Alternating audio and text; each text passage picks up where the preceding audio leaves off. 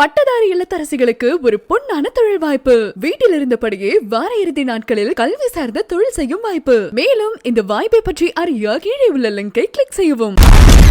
ஒரு டிக்கெட் 4 படம் உங்கள் டிஸ்னி பிளஸ் ஹாட்ஸ்டாரில். ஜீசஸ் கிரைஸ்டா இருக்கட்டும், முகமது நபியோட மக்காவா இருக்கட்டும், இல்லை வந்து நம்ம இந்து மதத்தில் இருக்க கடவுளாக இருக்கட்டும், எல்லாருக்கும் பின்னாடி ஒரு லைட் வரைஞ்சிருப்பாங்க அந்த ஃபோட்டோகிராஃபில். வள்ளல் பெருமான்னா வெள்ளை நிறத்தில் வந்து ஆறா படுற மாதிரி இருக்கும். புத்தரோட படம் பார்த்தீங்கன்னா மஞ்சள் நிறத்தில் படுற மாதிரி இந்த 2 நிறங்களில் குறிப்பிட்டு வரைஞ்சிருப்பாங்க. கிரில்லியன் ஃபோட்டோகிராஃபி மெத்தட்னு ஒரு மெத்தட் கண்டுபிடிச்சாங்க. அந்த ஃபோட்டோகிராஃபில் ஒரு ஸ்கேனிங் மிஷின் இருக்கும். அந்த ஸ்கேனிங் மிஷினில் நீங்கள் 5 விரல்களை வச்சிங்கன்னா ஒரு படம் வெளியில் வரும். அதில் பார்த்தீங்கன்னா அந்த விரலை சுற்றி 7 வண்ணங்கள் இருக்கும், இந்த 7 கலர்ஸ் இருக்கும். அந்த வைப்ரேஷன்ஸை வச்சு ஏன் நம்ம லைஃபே கண்டறிய முடியாது அப்படின்ற ஒரு ஆராய்ச்சி தான். சரி, இப்போ கலர் பற்றிலாம் நிறைய பேசிட்டு இருந்தீங்க. ஆனால் இன்னைக்கான நேர்காணலில் நீங்கள் கருப்பு கலர் ட்ரெஸ்ஸும் கருப்பு கலரில் ஒரு ஸ்டோனும் போட்டிருக்கீங்க. ஸோ அதை பற்றி ஏதாச்சும் சொல்லுங்கள் சார். ஆராவுக்கும் ஜோதிடத்துக்கும் உள்ள வித்தியாசம் என்னவா இருக்கும்னு நினைக்கிறீங்க சார்? ஜோதிடத்தில் நீங்கள் என்ன கொடுக்குறீங்களோ தகவலை அப்படியே எடுத்து ஒரு கால்குலேஷன் பண்ணி அவங்க வந்து இது பண்ணலாம் இது பண்ணக்கூடாதுன்னு கணிச்சு கொடுக்குறது. அப்போது ஆரா அப்படின்னா நீ எதுவுமே வேண்டியதில்லை. ஆக்சுவலாக இன்னைக்கு செலிபிரிட்டிஸ் எல்லாமே கூட பார்த்தோன்னா எல்லாரும் மெடிடேட் பண்றாங்க, வெறும் யோகால இருக்காங்க, அதிகமாக ஜிம் போறதெல்லாம் விட்டுட்டு இப்போ எல்லாருமே மெடிடேஷனுக்குள்ளேயே ஃபுல்லாகவே இறங்கிட்டாங்கன்னு சொல்லலாம். இப்போ இங்கே இருக்கிறவங்க எல்லாமே மனதில் பிரச்சனை இருக்கவங்க தான் இருக்காங்க. எல்லாருமே ஒன்றும் இல்லை, உங்களை மீட் பண்ணுறேன் எப்படி இருக்கீங்கன்னு கேட்டால் நீங்கள் நல்லா இருப்பீங்கன்னு சொல்லிடுவீங்க. இது பொது இல்லையா? நீங்களும் என்ன கேட்பீங்க, நல்லா இருப்பேன்னு சொல்லுவீங்க. நான் மறுபடியும் அதே கேள்வி கேட்குறேன், எப்படி இருக்கீங்கன்ட்டு.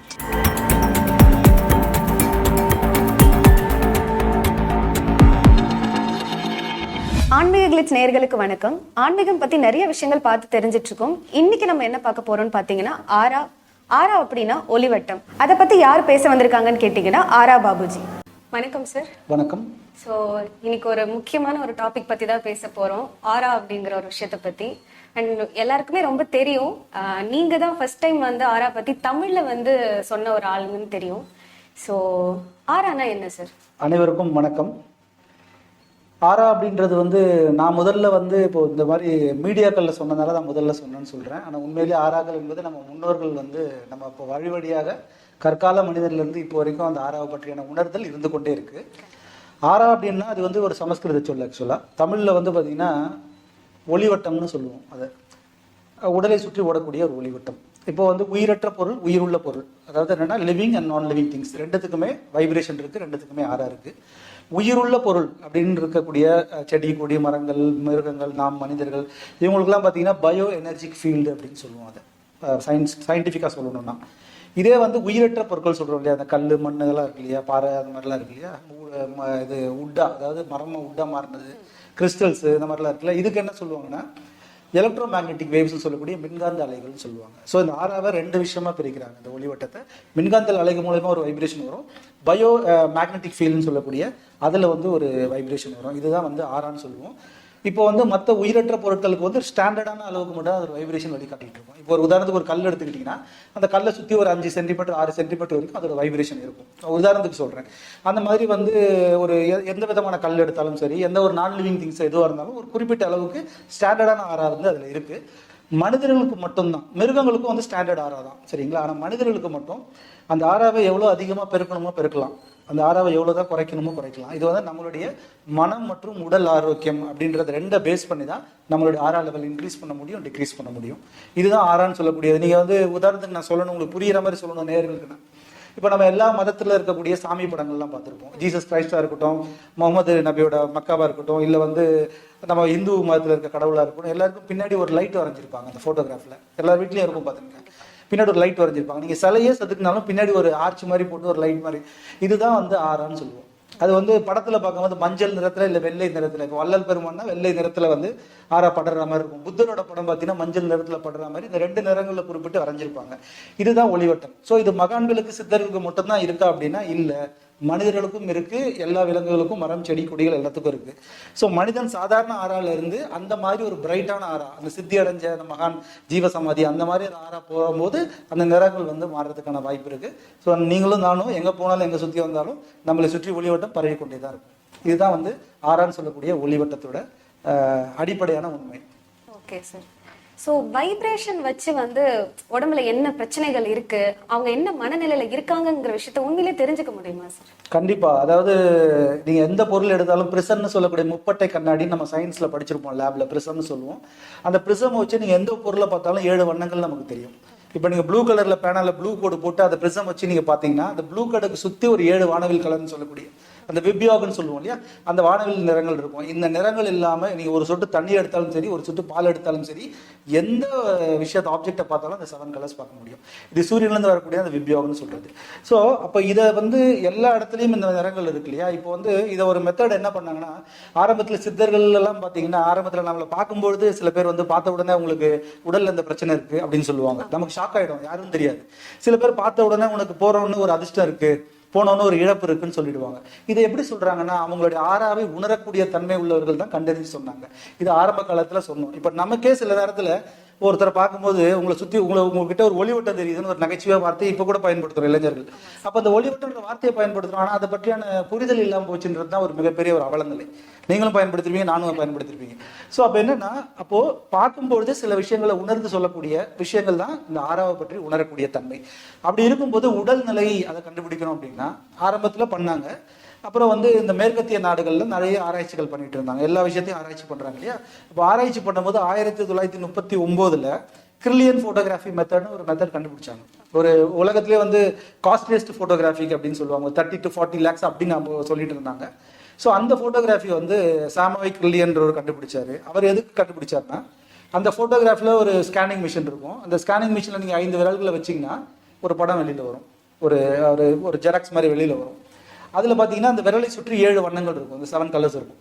இந்த கலர்ஸில் எது ரொம்ப திக்காக இருக்குது, எது ரொம்ப டல்லாக இருக்குது, எது ரொம்ப ஒரு மாதிரி கலரே மாறின மாதிரி இருக்குது அப்படின்னு அதை பார்ப்பாங்க. பார்த்துட்டு அந்த நிறத்துக்கு எந்த சக்கரா தொடர்புடையதுன்னு கண்டுபிடிச்சாங்க. நம்ம 7 ஆதார சக்கரங்கள் இருக்கு, அந்த சக்கராவை தொடர்புடையதுல அந்த சக்கராவுக்கு தொடர்புடைய உள்ளுறுப்புகள் என்னன்னு கண்டுபிடிச்சாங்க. இப்போ இந்த இடத்துல ரெட் இருக்கு, ரெட் கிளியரா இல்லை, டல்லா இருக்கு அப்படின்னா அந்த ரெட்டுன்னா மூலாதார சக்கரா. அந்த மூலாதார சக்கரா தொடர்புள்ள உறுப்புகள் அப்படின்னா சில உறுப்புகள் இருக்கு. அந்த உறுப்புகள்ல இந்த நோய் வரப்போகுதுன்னு சொல்லக்கூடிய மெத்தட் வந்து எந்த மருத்துவத்திலையும் வருமுன் காப்போம்னா வருமுன் இந்த நோய் வரப்போகுதுன்னு சொல்றது வந்து ஆரா போட்டோகிராஃபிக் மெத்தட்ல மட்டும் தான் நடக்கும். இப்போ மற்ற வியாதிலாம் வருது, ஏதாவது உபாதை வருது, வயிறு வலி வருது, தலைவலி வருது அப்படின்னா நம்ம போய் அதுக்கு தீர்வு கொடுப்போம். ஆனா உங்களுக்கு 6 மாசம் பொறுத்து வயிறு வலி வரப்போகும் அப்படின்னு எந்த மருத்துவத்திலையும் சொல்ல முடியாது. கிரில்லியன் போட்டோகிராஃபிக் மெத்தட்ல சொல்ல முடியும். அதுக்காக உருவாக்கப்பட்டது தான் இந்த ஹெல்த்துக்கான ஒரு மெஷின் ஆக்சுவலா. சரிங்களா. அது மட்டும் இல்ல, அப்ப வெளியில நம்ம உடம்புல இருந்து பாஸ் ஆகிற அந்த வைப்ரேஷன்ஸை வச்சு உள்ள இருக்கக்கூடிய உள்ளுறுப்புகளோட சக்தி குறைபாடு கண்டறிய முடியும் அப்படின்னா அந்த வைப்ரேஷன்ஸை வச்சு ஏன் நம்ம லைஃபே கண்டறிய முடியாது அப்படின்ற ஒரு ஆராய்ச்சி தான் இப்ப நான் வந்து இந்த ப்ரொஃபஷனை பண்ணிட்டு இருக்கேன். எல்லா விஷயத்தையும் கண்டுபிடிச்சு கொடுக்கக்கூடிய ஒரு மெத்தட் பண்ணிட்டு இருக்கேன். உங்க ரிசர்ச் எந்த அளவுக்கு போயிட்டு இருக்கு சார்? லைக் எந்த பொசிஷன்ல இருக்கு சார் இப்போ? ரொம்ப சிறப்பான ஒரு பொசிஷன்ல இருக்கு. ஒரு 7 years முன்னாடி ஸ்டார்ட் பண்ணது, ரொம்ப சிறப்பா வருது. ஆரம்பத்தில் வந்து சில விஷயங்கள் கண்டுபிடிச்சிட்டு இருந்தோம். இப்போ ஹெல்த் கண்டுபிடிக்கிறோம், ஹெல்த் ஹீலிங் பண்றோம். அதாவது என்னன்னா டிஸ்டன்ஸ் ஹீலிங் பண்றோம், இல்லை வந்து தொடு சிகிச்சை முறை பண்றோம். மற்றவங்களுக்கும் அதை நம்ம கற்றுக் கொடுத்துட்டு இருக்கோம். இந்த ஆரா வைப்ரேஷன்ஸை பற்றி வைக்கக்கூடிய மருத்துவம் எல்லாமே மருந்து இல்லாத மருத்துவம்ன்றது எல்லாமே இந்த ஆரா வைப்ரேஷன்ஸ் வச்சு தான். இப்போ அக்குபஞ்சராக இருக்கட்டும், அக்குப்ரெஷராக இருக்கட்டும், ரிஃப்ளெக்ஸாலஜியாக இருக்கட்டும், பிராணிக்கு, ரெய்கி, டிஸ்டன்ஸ் ஹீலிங் அப்படின்னு சொல்லக்கூடிய இந்த எல்லா மெத்தடும் பார்த்தீங்கன்னா நம்மளுடைய ஆராவை வச்சு தான் ட்ரீட்மெண்ட்டே நடக்குது. ஸோ அந்த 7 வண்ணங்கள் அப்படின்றது மட்டும் இல்லாமல் நம்ம உடல்ல 5 கோஷங்கள் இருக்கு. சரிங்களா.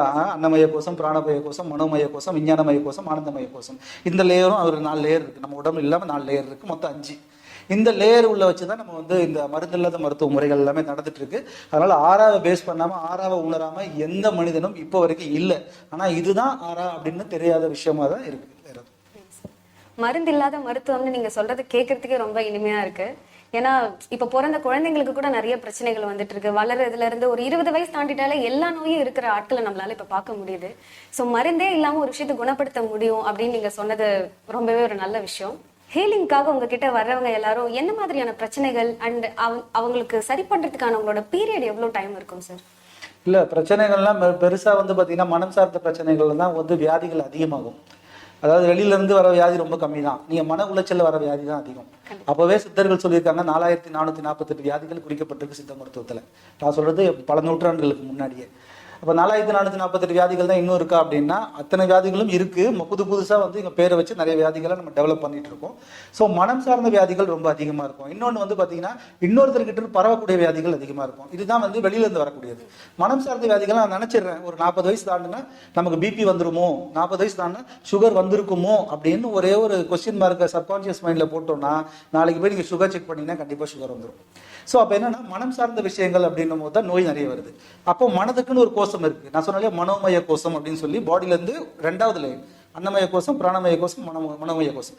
இந்த மனோமய கோஷத்திலிருந்து ஹீலிங் பண்ணா அவங்க மைண்ட் வந்து ரிலாக்ஸ் ஆகி அந்த நெகட்டிவ் சப்கான்ஷியஸ் விஷயத்தை வந்து வெளியில் எடுத்துட்டு பாசிட்டிவான விஷயத்தை உள்ளே போட்டால் ஆட்டோமேட்டிக்காக நோய்கள் குணமாகும். இது ஒரு மெத்தட். இதுதான் பிராணிக் ரைக்கி மாஸ்டர்ஸ்லாம் சொல்லுவாங்க இல்லையா, அவங்க ஜஸ்ட் வைப்ரேஷன்ஸை மட்டும் அவங்களோட கையிலேருந்து வரக்கூடிய ஆரா அந்த வைப்ரேஷன்ஸை வச்சு பாஸ் பண்ணி தான் அவங்களை ஹீல் பண்ணுவாங்க. இதே மாதிரி டெலிபத்தின்னு ஒரு சிஸ்டம் இருக்கு. ஃபோட்டோகிராஃபை வச்சு எவ்வளோ தொலைவில் இருந்தாலும் இங்கேருந்து அந்த ஃபோட்டோகிராஃபை நம்ம வந்து அவங்களை ஹீல் பண்ண முடியும். அதாவது என்னன்னா இப்போ வந்து என்ன சொல்றது, இந்த நிறைய நெகட்டிவ் என்டிட்டிஸ் பண்ணுவாங்க. அவங்கெல்லாம் பார்த்தீங்கன்னா ஃபோட்டோ வச்சு இல்லை ஒரு சிலை மாதிரி செஞ்சு ஒரு மண் மாதிரி செஞ்சு அவங்க ஃபுல் வைப்ரேஷன்ஸ் அதில் போட்டு அப்படி பண்ணுவாங்க. இப்போ நம்ம சாமி சிலைகள் இருக்குல்ல, கோயிலில் இருக்கு இல்லையா, கருவறையில் இருக்க சிலைகள் முதல் வந்து சிலையாக தான் உருவரிச்சு சிற்பி மூலயமா தான் சிலை உள்ளே வருது. உள்ளே வந்த உடனே அது தெய்வமாக மாறிடுது. அப்போ தெய்வமாக எப்போ மாறுதுன்னா நம்ம வைப்ரேஷன், நாங்கள் சொல்லக்கூடிய மந்திரங்கள், பீஜங்கள், நம்ம வைக்கக்கூடிய மலர், நம்ம போடக்கூடிய வாசனை, நம்ம அடிக்கக்கூடிய மணி ஓசை, இது எல்லாம் என்னதுன்னா ஒரு விதமான ஆறா வைப்ரேஷனை ஃபார்ம் ஆகி அந்த கல்லை பவர் கொடுத்து அந்த கல் நமக்கு அந்த பவரை திருப்பி கொடுத்துட்டு இருக்கு. இதுதான் கோயில் கருவறையில் இருக்கக்கூடிய அது பால் ஊற்றினாலும் தேன் ஊற்றினாலும் அதில் இருக்க எல்லா வைப்ரேஷன்ஸும் அது உள்ள வாங்கி அதை வந்து பக்தர்களுக்கு திருப்பி கொடுத்துட்டு இருக்கு. ஸோ இதெல்லாமே ஆறா தான். அது அந்த வைப்ரேஷன் இல்லாமல் நீங்கள் எந்த பொருளையும் சார்ஜ் பண்ண முடியாது. இப்போ ஒரு கிறிஸ்டலை சார்ஜ் பண்ணலாம், ஒரு வாட்டரை சார்ஜ் பண்ணலாம். முன்னாடி சித்தர்கள் பண்ணது தானே. இப்போ அவங்க ஒரு கையில் ஒரு ஜக் மாதிரி வச்சிருப்பாங்கல்ல, சித்தர்கள்லாம் பார்த்துருக்கீங்க. அவங்க எங்கே போனாலும் தண்ணி எடுத்து தெளிப்பாங்க. அது சுத்தம் இல்லை. அவங்க அது தியானம் பண்ணும்பொழுது அந்த தண்ணியும் அந்த தியான ஒரு நிகழ்ச்சியிலையோ அவங்க பேசக்கூடிய மந்திரங்கள்லையோ ஜபங்கள்லையோ அந்த வார்த்தைகள் வந்து தண்ணி வந்து ஈஸியாக ரிசீவ் பண்ணிடும். வாட்டருக்கு வந்து ரிசீவிங் கெப்பாசிட்டி ரொம்ப அதிகம், கிறிஸ்டல் பால்ஸுக்கு ரிசீவிங் கெப்பாசிட்டி ரொம்ப அதிகம். அப்போ வாட்டர் ரிசீவ் பண்ண அந்த தண்ணி, அப்போ அது நல்ல ஆற்றல் கொண்ட தண்ணி. அந்த தண்ணி இருக்கும்போது அவங்க வழிநடுகளில் எந்த ஒரு பயமும் இருக்காது. எங்கே போனாலும் அது தெளிச்சாங்கன்னா அந்த இடம் வந்து கிளென்ஸ் ஆகிடும். ஏதாவது நெகட்டிவ் இருந்துச்சுன்னா கிளென்ஸ் ஆகிடும். அவங்க சாப்பிடும் போது மட்டும் இல்லை, உட்காரும் போது யாரை பார்த்தாலும் ஆசீர்வாதத்துக்கும் தெளிப்பாங்க, சாபம் விடணும்னா கூட தெளிப்பாங்க. எல்லாமே இது வந்து பாசிபிள். இது எப்படின்னா இந்த வைப்ரேஷன் அந்த வாட்டர் வந்து ரிசீவ் பண்ணி வச்சிருக்கு. ஸோ அப்போ இது இல்லாமல் நம்ம இப்போ நீங்கள் போட்டிருக்க ட்ரெஸ்ல இருந்து நீங்கள் பேசக்கூடிய வார்த்தைகள், நீங்கள் என்ன சொல்றது, போடக்கூடிய கற்கள், இது எல்லாத்துக்குமே ஆறா இருக்கு. அதெல்லாம் சேர்ந்து தான் உங்களுடைய மனதை வந்து மாற்றும். இப்போ கருப்பு நிறம் போடும் பொழுது இல்லை ஒரு மனநிலை வரும். வெள்ளை நிறம் போடும்போது இங்கே இருக்கவங்களே வெள்ளை நிறம் போட்டால் ஒரு மனநிலை வரும். நீங்கள் பச்சை கலர் ட்ரெஸ் போட்டோம்னா உங்களுக்கு அன்னைக்கு இயல்பு வேற மாதிரி இருக்கும். சிகப்பு போடும்போது இயல்பு வேற மாதிரி இருக்கும். அப்போ அதே மனிதன் தான் ஏன் மாறுறான் அப்படின்னா கலர் தான் சொன்னாலியா வானவில்லேருந்து வரையாது. அதுக்கு தான் ஆறா வந்து ரொம்ப அழகாக மாற்றக்கூடிய தன்மை வந்து இந்த நிறங்களுக்கு அதிகமாக இருக்கு அப்படின்றதான் விஷயம். சார், இப்போ கலர் பத்திலாம் நிறைய பேசிட்டு இருந்தீங்க. ஆனா இன்னைக்கான நேர்காணல நீங்க கருப்பு கலர் ட்ரெஸ்ஸும் கருப்பு கலர்ல ஒரு ஸ்டோனும் போட்டிருக்கீங்க. ஸோ அதை பத்தி ஏதாச்சும் சொல்லுங்க சார். இல்லை, கருப்புன்றது முதல் கலர்னு சொல்லக்கூடாது, கருப்பு வெள்ளைன்னு தான் சொல்லணும். ஒயிட் அண்ட் பிளாக் தான். ஒயிட் கலர் பிளாக் கலர்ன்றது தப்பான வார்த்தை. ஏன்னா இது வந்து நிறங்கள் கிடையாது, இது வந்து நியூட்ரல்ஸ்ன்னு சொல்லுவாங்க. சரிங்களா? இப்போ நிறங்களுக்கு ஒவ்வொன்றுக்கும் ஒவ்வொரு தன்மை இருக்கு. கருப்புக்கும் வெள்ளைக்கும் உள்ள தன்மை வந்து டோட்டலாக வந்து வேற. இப்போ வெள்ளை என்பது என்னன்னா இந்த 7 வானவில் நிறங்களையும் வெளிப்படுத்திக்கிட்டே இருக்கும். கருப்பு என்பது இந்த 7 வானவில் நிறங்களையும் உள்ளடக்கிட்டு இருக்கும். அப்போ அந்த கருப்புக்கு ஆட்டோமேட்டிக்காக ஒரு சில வைப்ரேஷன்ஸ் இருக்கு. ஒரு சில பாதையில் இருக்கிறவங்க, ஒரு சில விஷயத்த வந்து தொழிலாக எடுத்து பண்றவங்க, வேலையாக எடுத்து பண்றவங்க அப்படின்னா நம்ம நிறைய நெகட்டிவ்ஸ் எல்லாம் ஃபேஸ் பண்ண வேண்டியது, நிறைய கர்ம வினைகளை ஃபேஸ் பண்ண வேண்டியது, இந்த மாதிரி நிறைய விஷயங்கள் இருக்கும். அப்படி இருக்கும் பொழுது என்னன்னா அதை வந்து நான் என்னுடைய இதுக்காக பார்த்தீங்கன்னா அதை கருப்பை போட்டு தான் நான் வந்து பயணிச்சுட்டு இருக்கேன். இது வந்து நேர்காணலுக்கு இல்லை, எப்பவுமே என்னோட உடை வந்து கருப்பு நிறத்துல தான் அதிகபட்சமாக இருக்கும். அப்படி இல்லைன்னா அது வேற மாதிரி ஆகிடும். ஸோ என்னோட ப்ரொஃபஷனுக்கு இப்போ நீங்கள் வந்து சில ஆன்மீக குருக்கள்லாம் பார்த்தீங்கன்னா வெள்ளை போட்டிருப்பாங்க. சரிங்களா? வெள்ளை போட்டிருப்பாங்க. சில ஆன்மீக குருக்கள் வந்து அந்த இது காவி நிறம் போட்டிருப்பாங்க. எல்லாத்துக்கும் ஒரு விஷயம் இருக்கு. வெள்ளை அப்படின்னா அது எந்த நிறத்துக்கு எதையும் உள்ள வச்சுக்காது, வெளிப்படுத்திட்டே இருக்கும். இது வந்து என்னன்னா நிறைய உள்ள வச்சுக்கும் இந்த கருப்பு நிறம். இந்த காவி நிறம் கான்செப்ட் வேற, அது ஒரு தனி டாபிக் இருக்காது. ஸோ அந்த மாதிரி வந்து இப்போ நிறங்கள் இப்போ வந்து நான் சொன்னேன் இல்லையா, இப்போ பச்சை போட்டால் மனம் மாறும், மஞ்சள் போட்டால் நானே மனம் மாறும், இப்போ வந்து நான் சிவப்பு போட்டால் மனம் மாறும், பிங்கு போட்டால் மனம் மாறும், இப்படி வந்து மனம் மாறிக்கிட்டே இருக்கும். அப்படி நான் வந்து மனம் சார்ந்து ஆறா சார்ந்த விஷயத்துல இருக்கிறதுனால அந்த மாறுதலை வந்து நான் தடுக்கணுன்றதுக்காக நான் கருப்பை தேர்ந்தெடுத்து பயணிச்சுட்டு இருக்கேன். Super sir. ஸோ ஒரு விஷயம் உங்ககிட்ட கேட்டு தெரிஞ்சுக்கணும் சார், ஆறாவுக்கும் ஜோதிடத்துக்கும் உள்ள வித்தியாசம் என்னவா இருக்கும்னு நினைக்கிறீங்க சார்? ஆறா வச்சு நம்ம எல்லாத்தையும் உணர்ந்துட முடியுமா? சரிங்களா? ஜோதிடம் என்பது நீங்க கொடுக்கக்கூடிய தகவலை வச்சு அவங்க கணிச்சு சொல்லக்கூடிய முறை. நான் சொல்றது ஜோதிடம்ன்றது ஜாதகம்லாம் பார்க்குறோம், அதை சொல்றேன். ஓகேங்களா? 3 சாஸ்திரம் இருக்கு, 3ல நிறைய சாஸ்திரங்கள் இருக்கு. ஜோதிடத்துல நீங்க என்ன கொடுக்குறீங்களோ அந்த தகவலை அப்படியே எடுத்து ஒரு கால்குலேஷன் பண்ணி அவங்க வந்து இது பண்ணலாம் இது பண்ணக்கூடாதுன்னு கணிச்சு கொடுக்கறது. ஓகே, அது வேற. அந்த தகவல் இல்லை அப்படின்னா நீங்க ஜோதிடத்துக்கு போக முடியாது. இல்ல உங்க தகவலே தப்பா இருக்கு, எனக்கு நேரமே தெரியல, நான் பிறந்த தேதியும் சரியா ஞாபகம் இல்லை, மாதம் சரியா ஞாபகம் இல்லை, கிழமை சரியா ஞாபகம் இல்லைன்னா எழுத முடியாது. எழுதாம நீங்க கொடுக்க முடியாது. அது மாதிரி ஏகப்பட்ட பேர் இருக்காங்க. இப்போ ஃபாரின்ல இருக்கவங்கலாம் பாத்தீங்கன்னா ஜாதகம்லாம் யாரும் எழுதிருக்க மாட்டாங்க. புரியுதுங்களா? அவங்க எதுவுமே இருக்காது. அப்போ ஆறா அப்படின்னா நீங்க எதுவுமே வேண்டியது இல்லை. ஆக்சுவலா ஒருத்தரை பார்க்கும்போதே அதை உணர்ந்து வந்து வியாதிகளை பத்தி பேசலாம். உணர்ந்து வந்து அவங்களோட ஆற்றல் என்ன இருக்கும், அவங்களோட இன்னர் கேப்பபிலிட்டி, இன்னர் நாலேஜ் இருக்கும் இல்லையா, இன்னர் டேலண்ட்ஸ் இருக்கும்ல, அதெல்லாம் வச்சு நம்ம ஈஸியாக கணிக்கலாம். ஸோ அவங்களோட குணங்கள் எப்படி இருக்கும் அப்படின்னு வச்சு கணிக்கலாம். ஸோ இந்த மாதிரி விஷயம்லாம் நம்ம ஃபோட்டோகிராஃபிக் மெத்தடில் நம்ம பண்ணுறோம். அதை வச்சு அது த்ரூ எக்ஸ்பீரியன்ஸ் தான். இது வந்து புக்கெல்லாம் கிடையாது, இப்படி தான் படித்து இப்படி தான் பண்ணணும் அப்படின்ற. அது ஜோதிடம்னா புக் இருக்கும், நியூமராலஜினா புக் இருக்கும், அதன் அடிப்படையில் தான் வர முடியும். ஆனால் அந்த ஆறா என்பது வந்து உணர்ந்து பண்ணக்கூடிய ஒரு விஷயம். அதனால தான் வந்து இது நிறைய பேர் இதை பண்ணலை. நான் ஒரு ஆள் தான் அப்போ இருந்து இந்த ஆறாவுக்கு போராடி பண்ணிகிட்டு இருக்கேன். ஸோ உணர்ந்து பார்த்து அந்த எக்ஸ்பீரியன்ஸில் ஸோ சில முக பாவனைகளில் பார்க்க சொல்ல முடியும், சிலருடைய கண்களை வச்சு பார்க்க சொல்ல முடியும், சிலரோட வைப்ரேஷன்ஸை நம்ம ஃபீல் பண்ண முடியும், நானே உணர முடியும். அந்த மாதிரி வச்சு எல்லா ஜோதிடத்தில் என்ன தகவல் சொல்கிறாங்களோ அத்தனை தகவலும் நம்மளாலேயும் சொல்ல முடியும். இது வந்து ஆறா கணிப்பு முறை நம்ம பண்ணிட்டு இருக்கோம். நல்லா சிறப்பாக தான் போயிட்டு இருக்கு. Super sir. இயற்கை மருத்துவத்துல இருந்து நீங்க இப்போ அதுல இன்ட்ரெஸ்ட் எடுத்து பண்ண வேண்டியதுக்கான என்ன ரீசன் சார்? அதாவது இயற்கை மருத்துவம் என்பது அதான் நோய் வந்ததுக்கு அப்புறம் போய் சாப்பிட்றது. சரிங்களா? நோய் வந்துச்சுன்னா போய் நம்ம மருந்து கேட்க போறோம், கன்சல்டிங் பண்ண போறோம், சாப்பிட போறோம். அதுக்கு முன்னாடியே சொல்லணும் அப்படின்னா ஒரு திறன் வேணும் இல்லையா? அப்போ திறன் வேணும்னா என்ன பண்ணலாம்? இப்போ சராசரி மனிதனாக இருக்கிறோம், ஒரு மாடர்ன் வேர்ல்டில் இருக்கிறோம் அப்படின்னும் போது எப்படி கண்டுபிடிக்க முடியும்? அப்போ என்ன ஆகுனா ஒரு ஸ்டெப் தியானம்னு ஒரு ஸ்டெப் இருக்கு, மெடிடேஷன். தியானமுக்கு உள்ள போகும்போது அப்போ அமைதியாக இருக்கும் பொழுது தியானத்தில் பயணிக்கும் பொழுது சில விஷயங்கள், சில வைப்ரேஷன்ஸ்லாம் நமக்கு வந்து ஆட்டோமேட்டிக்காக கிடைக்கும். எல்லாருக்குமே கிடைக்கும் மெடிடேஷன் பண்ணால். ஸோ அதை கரெக்டாக ஃபாலோ பண்ணி அதை கரெக்டாக உணர்ந்து அதை பண்ண ஆகுனா நம்மளுடைய ஆற்றல் வந்து அதிகமாகும். அப்போ அதிகமாகும் போது ஆட்டோமேட்டிக்காக நம்ம யூனிவர்ஸ் கிட்ட இருந்து நமக்கு சில வைப்ரேஷன்ஸ் நம்மளால ஃபீல் பண்ண முடியும். இப்போ சின்ன விஷயங்கள் சொல்கிறோம், சின்ன பேருக்கு சொல்கிறோம், ஒரு செடிகள் கிட்ட பார்க்குறோம். ஆறானா இல்லைமா நீங்கள் நினச்சா கூட உங்களோட ஆறா வச்சு நீங்கள் எதை வேணால் சேஞ்ச் பண்ண முடியும். இப்போ வந்து ஒரு சில பேர் செடி வளர்ப்போம், வளர்ந்துகிட்டே இருக்கும். ஒரு சில பேர் செடி வைப்போம், வளரவே வளருது.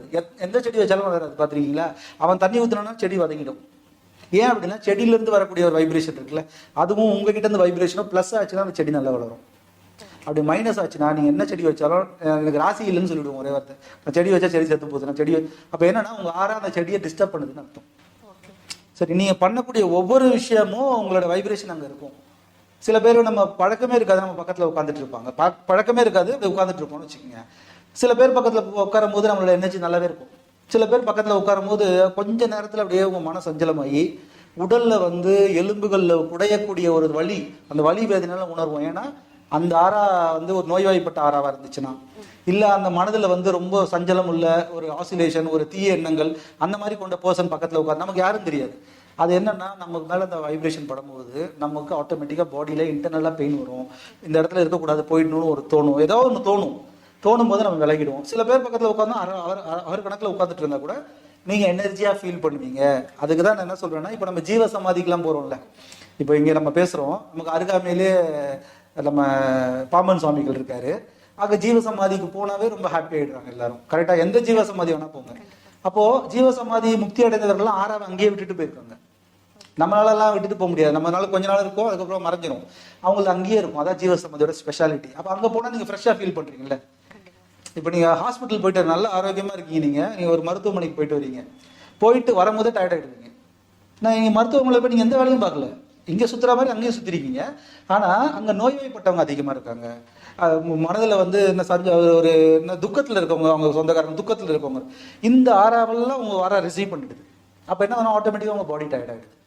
கூட்டமான ஒரு இடத்துக்கு போயிட்டு வந்தாலும் உங்கள் பாடி டயர்ட் ஆகிடும், உடனே டயர்ட் ஆகிடும். நீங்கள் காலியான இடத்துல நடக்கலாம், கூட்டமான இடத்துல போயிட்டு வந்தீங்கன்னா ஃபிசிக்கலாக நான் சொல்ல மைண்ட் அளவில் டிஸ்டர்ப் ஆகிடுவீங்க. இதெல்லாம் என்னன்னா ஆட்டோமேட்டிக்காக உங்களே தெரியாமல் சில நெகட்டிவ் ஆராஸை ரிசீவ் பண்ணிட்டு வரீங்கன்னு அர்த்தம். ஸோ இவ்வளோ விஷயம் இருக்குது. ஸோ அதனால தான் நம்ம ஒவ்வொரு விஷயத்தையும் பார்த்து பண்ணும் பொழுது நம்ம வந்து இப்போ நம்ம முன்னோர்கள் வந்து நிறைய மெத்தட் வச்சுருந்தாங்க. இப்போ வந்து கற்பூரம் சுற்றுறது, எலுமிச்சை சுற்றுறது, மயில் தொகையில் வருடுறது, உப்பு குளியல் போடுறது, இதெல்லாம் வச்சுருந்தாங்க இல்லையா. இதெல்லாம் ஆறா கிளென்சிங் மெத்தட் தான். நம்ம வந்து ஆரம்பத்தில் வந்து மூட நம்பிக்கை பழக்க வழக்கங்கள் கொண்டு வந்துட்டோம். அதுக்கப்புறம் இப்போ என்ன ஆகுதுன்னா ஒவ்வொரு மூட நம்பிக்கைன்னு சொன்ன விஷயத்த உள்ள நுழைஞ்சு ஆராய்ச்சி பண்ணோம் அப்படின்னா அது பயங்கர சயின்டிஃபிக்கலா நம்மளுடைய பாடியை நம்மளோட ஆறாவை கிளென்ஸ் பண்ற மெத்தட் எல்லா மெத்தடும் ஆறாக்கு தான் வருது. இப்போ குழந்தை வந்து எந்த மதத்தில் பிறந்திருந்தாலும் சரி, ஹாஸ்பிட்டல்ல இருந்து வீட்டுக்கு ஹாஸ்பிட்டல்ல இருந்து வெளியே வரும்போதே ஒரு சுத்துவாங்க, திருப்பி வீட்டுக்கு வரும்போது சுத்துவாங்க. ஏன்னா குழந்தையோட ஆறா வந்து ஈஸியா ரிசீவ் பண்ணிக்கும். ஏன்னா அது ஃப்ரெஷ், டிஸ்டன்ஸ் அதிகமா இருக்கும். அப்போ ஒரு 15-20 அடி தூரத்துல இருக்கவங்களோட ஆறாவை கூட ரிசீவ் பண்ண முடியும் குழந்தையால. நம்மளால பண்ண முடியாது, பெருசாக பண்ணலாம், மெடிடேஷன் இந்த மாதிரி எல்லாம் போனா பண்ண முடியும். அப்போ அப்படி வருது. ஸோ அப்போ வந்து அதில் தான் சுற்றி போடுற பழக்கம். எலுமிச்சை சுற்றுறாங்கன்னா அது வந்து மூட நம்பிக்கை கிடையாது. ஆறா கிளென்சிங்க்கு அதில் உள்ள சில விஷயங்கள் பயன்படுத்தும். இப்போ உப்பு குளியல் சொல்கிறோம் இல்லையா, உப்புலாம் போட்டு குளிக்கிறாங்க, இதுவும் ஆறா கிளென்சிங் மெத்தட் தான். இப்போ வந்து இஸ்லாம் மதத்துலலாம் அந்த சாம்பிராணி போடும்போது அந்த மயில் தொகையை வச்சு நம்மளை வந்து மந்திரிப்பாங்க இல்லையா, இதுவும் வந்து பார்த்தீங்கன்னா அந்த மயில் தொகைக்கும் ஆறா கிளென்சிங் தன்மை இருக்குது. ஸோ அதனால் அவங்க அதை கரெக்டாக இது மெயின்டைன் பண்ணுறாங்க. ஸோ அதனால் அவங்க வந்து ரெகுலராக யூஸ் பண்ணுறாங்க. நம்ம ஹிந்து சார்ந்த விஷயங்கள் வீட்டில் கூட மயிலை ரெகுலராக வச்சுருக்கோம். ஏன் வச்சிருக்கோம், எதுக்கு வச்சிருக்கோம் தெரியாது, பக்கத்து வீட்டுக்காரன் வச்சிருக்கான், நான் வச்சிருக்கேன், அவ்வளோதான். பட் இது என்ன விஷயம்னா இது எல்லாமே நம்மளுடைய ஆறாவை கிளென்சிங் பண்ணக்கூடிய மெத்தட்ஸ். Super sir. இன்னைக்கு செலிபிரிட்டிஸ் எல்லாமே கூட பார்த்தோம்னா எல்லாரும் மெடிடேட் பண்றாங்க, வெறும் யோகால இருக்காங்க, அதிகமா ஜிம் போறதெல்லாம் விட்டுட்டு இப்ப எல்லாருமே மெடிடேஷனுக்குள்ளேயே ஃபுல்லாவே இறங்கிட்டாங்கன்னு சொல்லலாம். மெடிடேஷன் பண்ணும்போது நீங்க சொன்ன மாதிரி அந்த ஆறாவை ஃபீல் பண்ண முடியும்னு நினைக்கிறீங்களா சார்? கண்டிப்பா. மெடிடேஷன்றது வந்து இன்னைக்கு ஏன் மெடிடேஷனுக்கு போறாங்கன்னா, உடம்பு சரியில்லைன்னா அது பேர் மெடிகேஷன், உடம்பு சரியில்லைன்னா அதுக்கு தேவை மெடிகேஷன். மெடிகேஷனா மருந்து மாத்திரை. இப்போ இங்க இருக்கிறவங்க எல்லாமே மனதில் பிரச்சனை இருக்கவங்க தான் இருக்காங்க எல்லாருமே. அப்போ மனதில் பிரச்சனை மெடிடேஷன், சரிங்களா? ஏன்னா மனம் தான் வியாதியே கொண்டு வருதுன்னு நான் சொல்லிட்டேன். இனி 99% வியாதி வர்றதுக்கு காரணம் வந்து மனம் தான். ஏதாவது இந்த ஊர்ல இது வந்துருச்சு, நம்மளுக்கு வந்துருமோ, நமக்கு வந்துருச்சுன்னா அப்படின்னு நினைச்சோம் அப்படின்னா கண்டிப்பா செக் பண்ணுங்க, உங்களுக்கு வந்துடும். அப்போ என்ன ஆகுனா மன உளைச்சல் அதிகமாக இருக்காங்க, சரிங்களா? அதனால வந்து ஹாப்பினஸே கிடையாது. எல்லா டெவலப்மெண்ட் இருக்குது, பணம் இருக்குது, கார் இருக்குது, எல்லாம் இருக்குது. ஹாப்பினஸ் சந்தோஷமாக இருக்கீங்களான்னு யாராவது கேட்டு பார்த்தீங்கன்னா வச்சுங்களேன், ஒன்றும் இல்லை, உங்களை மீட் பண்ணுறேன், எப்படி இருக்கீங்கன்னு கேட்டால் நீங்கள் நல்லா இருப்பீங்கன்னு சொல்லிடுவீங்க. இது பொது இல்லையா? நீங்களும் என்ன கேட்பீங்க, நல்லா இருப்பேன்னு சொல்லிடுவேன். நான் மறுபடியும் அதே கேள்வி கேட்குறீங்க, எப்படி இருக்கீங்கன்ட்டு. அதை ஏன் சார் கேட்குறீங்க, அவ்வளோதான். ரெண்டாவது வாட்டி கேட்டிங்கன்னா அவன் உண்மையை அப்படியே கொண்டு வந்துடுவான். அப்போ மன மகிழ்ச்சியே இல்லை. அப்போ அந்த மன மகிழ்ச்சியே இல்லைன்னா அந்த மன மகிழ்ச்சி எங்கே போய் தேடுறதுன்னு தெரியல. ஸோ அப்போ கொஞ்ச நேரம் அமைதியாக இருந்து மெடிடேஷனில் போய் அந்த மன மகிழ்ச்சியை கொண்டு வர முடியுமா அப்படின்னு சொல்லிட்டு முயற்சி பண்ணுறதுனால தான் மெடிடேஷன்ஸ் அதிகமாகிடுது. ஆனால் எல்லாருமே மெடிடேஷன் ஸ்டேட்குள்ளே போவாங்களான்னா வாய்ப்பு கிடையாது. எல்லாம் சென்டருக்கு போகிறாங்க. கொஞ்ச நேரம் உட்கார்ந்த உடனே புதுசாக போகிறவங்க எல்லாருக்கும் தூக்கம் வந்துடும். கொரோட்டை வீட்டுலாம் தூங்குவாங்க. உண்மையிலே மெடிடேஷன் யாருக்கு ஒரு 100 பேர் பண்ணுறாங்கன்னா 2 பேருக்கு வரதுன்றது பெரிய விஷயம். அதுக்கு முன்னாடி இன்னும் நிறைய பயிற்சிகள் இருக்குது, உடல் சார்ந்த பயிற்சிகள், மூச்சு சார்ந்த பயிற்சிகள். அதெல்லாம் நம்ம கரெக்ட் பண்ணிட்டா தான் மெடிடேஷனுக்குள்ள போக முடியும். டைரக்டாக போய் உட்காந்தா தூக்கம் தான் வரும். ஸோ அதனால மன மகிழ்ச்சியை பெருக்குவதற்காக தான் இன்னைக்கு தியான நிலையங்கள் நிரம்பி வழிகின்றதை தவிர வேற எதுவுமே கிடையாது. பட்டதாரி இல்லத்தரசிகளுக்கு ஒரு பொன்னான தொழில் வாய்ப்பு. வீட்டில் இருந்தபடியே வார இறுதி நாட்களில் கல்வி சார்ந்த தொழில் செய்யும் வாய்ப்பு. மேலும் இந்த வாய்ப்பை பற்றி அறிய கீழே உள்ள லிங்கை கிளிக் செய்யவும். ஒரு டிக்கெட் 4 படம் உங்கள் டிஸ்னி பிளஸ் ஹாட்ஸ்டாரில்.